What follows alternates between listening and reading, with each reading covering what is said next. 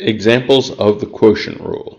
And of course, one way to write the quotient rule, derivative of u over v equals u prime v minus uv prime over v squared.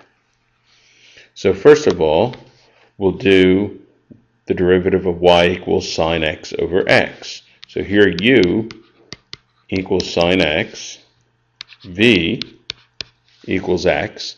So of course u prime would be cosine x, v prime would just be 1. And so u prime v, that would be x cosine x minus u v prime. So that's just minus sine x. And then this is over v squared, so that is x squared. And that's the derivative. Now the derivative of tan x, this is interesting. We don't know how to take the derivative of tan x, but we know that tan x is a ratio of sine x and cosine x.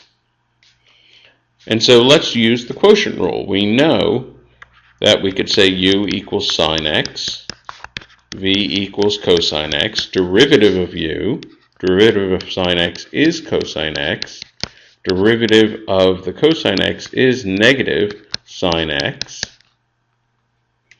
And so what this is going to be is u prime v. So that is cosine x times cosine x minus u sine x v prime, which is negative sine x. And this whole thing is over cosine x squared. Well, what we have in the numerator, we have cosine times cosine, that's cosine squared x. The negative times the negative becomes a positive, and we have sine times sine, which is sine squared x. And this whole thing is over cosine squared x. Well, cosine squared plus sine squared is 1. So this is just 1 over cosine squared.